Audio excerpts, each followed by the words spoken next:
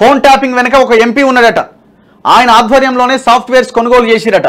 Israel Malaysia నుంచి దిగుమతి, ఇందుకు సొంత డబ్బులు ఖర్చు పెట్టిన ఒక ఎమ్మెల్సీ విచారణలో గుర్తించిన పోలీసులట. ఈ ఎమ్మెల్సీ మరి ఎవరో పల్లారాజేశ్వరరెడ్డి ఫోటో పెడుతుండో చూసిన అక్కడక్కడ. మరి ఆయనేనా ఇంకెవరైనా ఎమ్మెల్సీ ఉన్నాడా? మరి ఎంపీ ఎవరు, సంతోష్ రావా, ఇంకెవరన్నా తేలాల్సిన అవసరం ఉన్నది.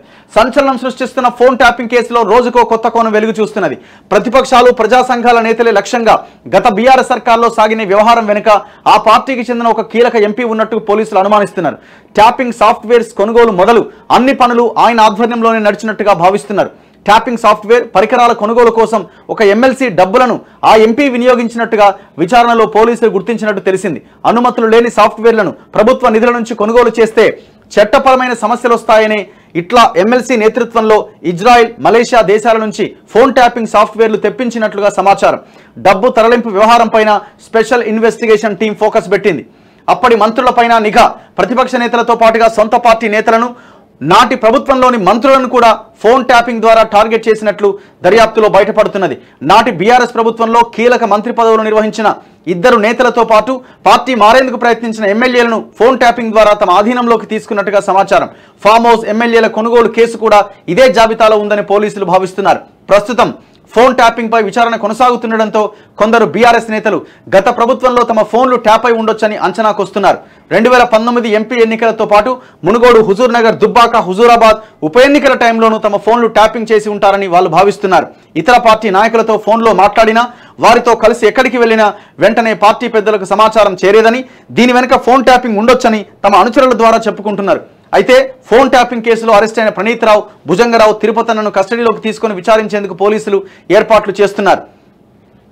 కస్టడీ పిటిషన్ పైన బుధవారం కోర్టులో వాదనలు జరిగాయి. గురువారం తీర్పు వచ్చే అవకాశం ఉన్నది. సో దయచేసి ఆలోచించండి.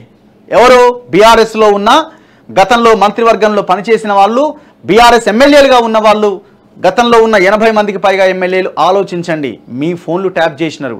మీరు మీ భార్యతో ఏం మాట్లాడారో కూడా ఈ దుర్మార్గులు విన్నారు.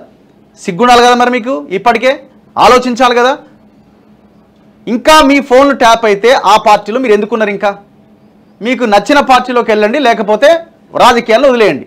మీ ఆత్మగౌరవం మీద దెబ్బ కొట్టిన తర్వాత నువ్వు ఏ కేసీఆర్ కోసం, ఏ కుటుంబం కోసం అయితే నువ్వు పనిచేసినావో ఆ కుటుంబంలో ఉన్న దుర్మార్గులే మీ ఫోన్లు, మీ భార్యల ఫోన్లు ట్యాప్ చేస్తే ఇక మీరు ఎందుకున్నట్టు అక్కడ? ట్యాపింగ్ కోసం 2 సాఫ్ట్వేర్లు. కేంద్ర హోంశాఖ నిబంధనలకు విరుద్ధంగా ఫోన్ ట్యాపింగ్ కోసం సాఫ్ట్వేర్స్ను గత బీఆర్ఎస్ హయాంలో కొనుగోలు చేశారని పోలీసులు గుర్తించారు. 2 అత్యాధునిక సాఫ్ట్వేర్స్ వాడినట్లుగా భావిస్తున్నారు. వీటిని ఇజ్రాయెల్, మలేషియా నుంచి తెప్పించారని, కన్సల్టెంట్ రవిపాల్కు చెందిన కంపెనీల పేరుతో దిగుమతి చేసుకున్నారని దర్యాప్తులో పోలీసులు గుర్తించినట్టుగా సమాచారం.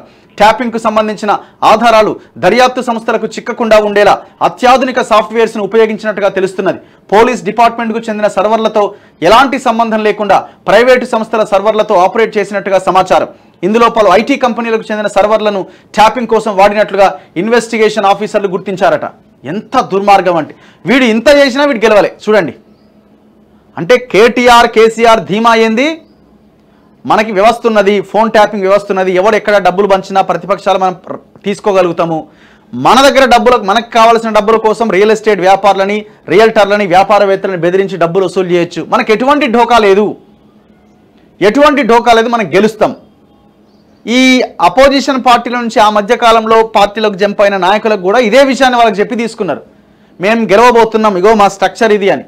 వీళ్ళు కూడా వాళ్ళ ట్రాప్లో పడి ఆ పార్టీలోకి పోయినారు. కానీ ప్రజల తీర్పు ఎట్లుంటుందో ఇప్పుడు అర్థమవుతా ఉన్నది.